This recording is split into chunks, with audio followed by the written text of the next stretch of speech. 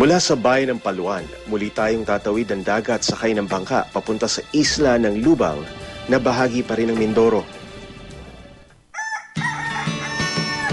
Para makilala ng personal ang isang natatanging dalaga na nagsisilbing inspirasyon daw sa mga kababata niya. Ang 16 anyos na si Mara.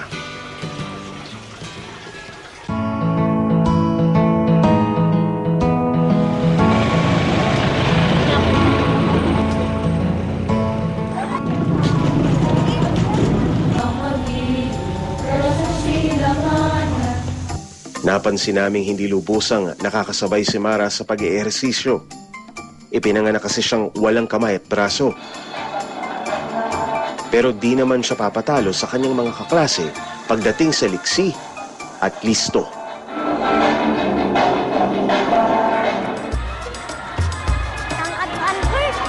Good morning, Miss Pinales. Good morning, Miss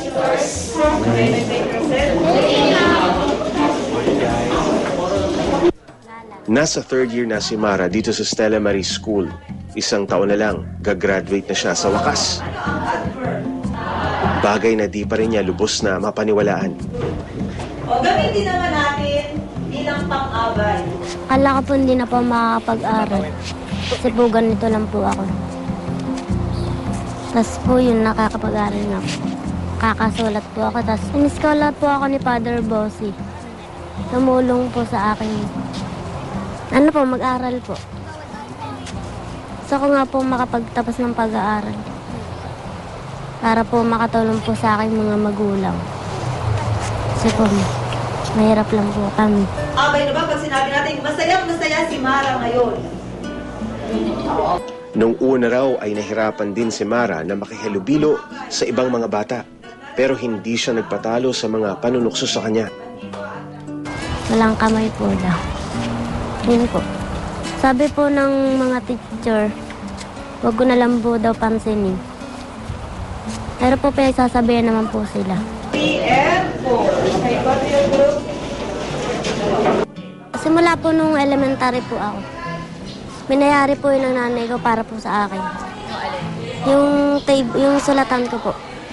Hanggang grade 6 po yun. Tapos po, dinala po dito.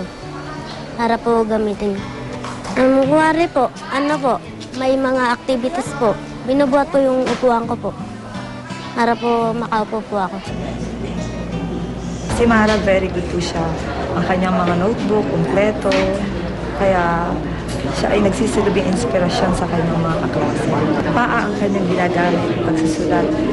So, pagkuha ng ballpen at saka notebook, paa rin pagbubukas ng kanyang bag, paa rin ang kanyang ginagamit. May tiwala sa sarili. Hindi hadlang sa kanya ang kanyang walang kamay para maranasan niya ang mga nararanasan ng kanyang mga kaklase na makapag-aral at maging masaya sa paaralan. Sarap po mag-computer. Sarap po pumindot. Yung mga pinag-aaralan po, para po mag-insert ng gano'n. Magtatype po ng mga pangalan. Maglalagay po ng mga design, sound effects po.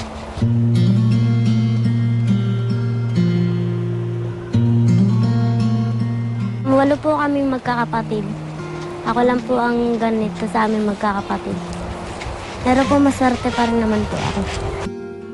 Hindi ko po akalain na mga anak ako ng ganito. Yun lang ang kapasalamatan ko at kahit papano hindi kagaya nung ibang may kapansanan na nasahigaan lang. Siya naman at least nakakapag-aral. Wala po nagturo sa akin maglangoy. Natutunan ko lang po maglangoy. Patulad din po ng hindi po ako tinura magsulat. Yung pagkapit ko ng lapis. Natuto lang po ako. Nakita ko po yung mga naglalangoy. Naisip ko po na baka kaya ko rin po.